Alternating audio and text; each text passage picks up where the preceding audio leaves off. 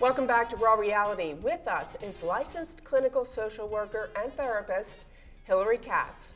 So today's all about kids, love them or hate them.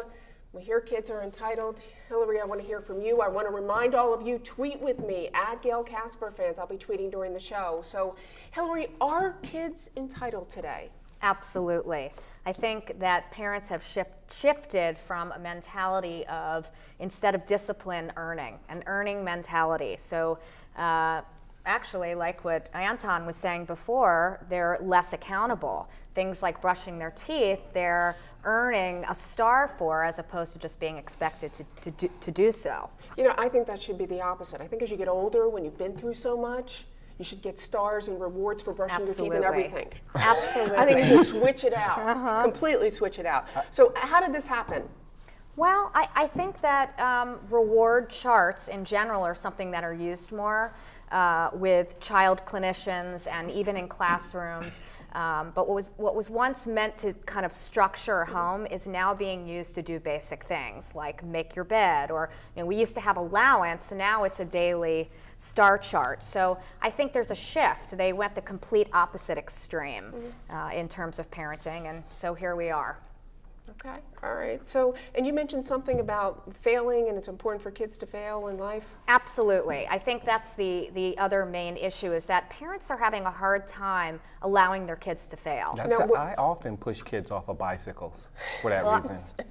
That's actually important, but Yeah. the key is not the push part, but how they respond. That's the main piece. I make sure And they I cry. agree with that. Thank you. Because I know that my parents, they, really allowed me to fail. I took the bull by the horns, ran out there and did what I needed to do to push forward with life. So, all right, so let's find out, what do you think parents are doing right? Well, I think that they're definitely more cognizant of activities and the fact that they don't have to be so gender specific, that boys and girls can do all different kinds of activities. It used to be boys automatically were signed up for soccer and girls were automatically signed up for ballet. Now there seems to be more of a variety and appreciation for diversity in their children. All right, I got to bring Anton into this. What do you think parents are doing right? Nothing. I don't think parents are doing any. Well, I think parents are doing everything You're wrong. adding this. You're making wrong. this to a very controversial show. That's really good. No, I'm not gonna listen. complain. I'm not going to complain about that. I've never seen one parent with kids doing anything right. Every now and then I'll see kids on the subway. They'll be running up and down the subway with juice, and I'm always wearing a light colored shirt, and I'm like, why don't they make that kid sit down? Yeah.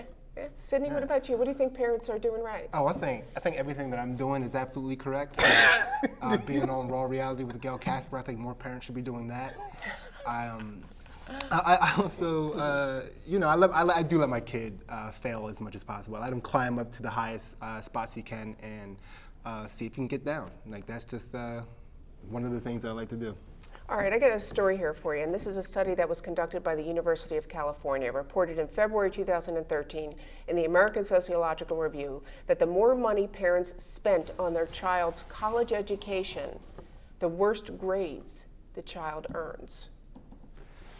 I mean, I think that makes sense, honestly, because college is a 4-year vacation. So the better the college, the nicer the vacation. Well, I think that one of the problems is that if you're raising children to with entitlement issues, when they get to college where they're kind of shoved out on their own, there's a lack of flexibility. They have to adapt to schedules. I mean, that's not possible if they have to be at a bar at a certain time, and then that means classes can't start until 2 p.m. I mean, it's just suddenly they're in the world, and I think that is kind of reflective of part of the problem. So they're in these great schools, but they're failing. I also think that when kids don't fail enough as children, they don't learn how to properly cheat in college. And what I mean by that is, gather the information with other students and find out what's going to be on that test. Okay. Yeah, you got to be a problem solver. That's important in life. Problem solver test. true. All right, Sydney, I'm going to run this by you. This one specific scenario. Teacher had enough, put a bad kid in what she called a monster closet. What do you think about that? I think they should actually put monsters in that closet so that there will be consequence. You can't give a kid a punishment like that and not actually have a monster in the closet. It means nothing, and that's the problem with kids now. None of the discipline means anything because, you know, we want kids to feel like they're all superstars and winners anyway. So, again, put kids in more closets and make sure they know that there are consequences for their stupid actions. Well, and I thought the other side of this. I mean, what happened that teacher had enough? Were they throwing knives? You know what I mean? Like, I would never want to put a kid in a closet. What constitutes?